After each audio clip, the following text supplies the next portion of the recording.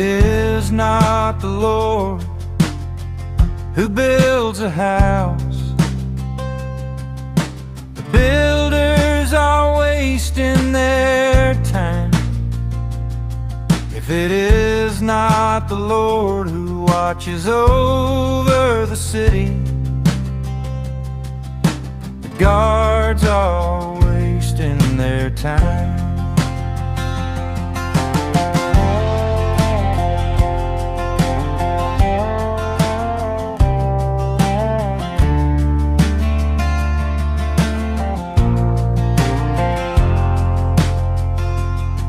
It is a waste of time to get up early and stay up late, trying to make a living. The Lord provides for those He loves, even while they are sleeping. Children are a gift from the Lord, a reward from a mother's womb.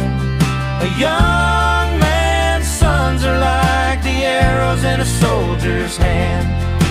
The man who fills his quiver with sons will be very blessed. He will never be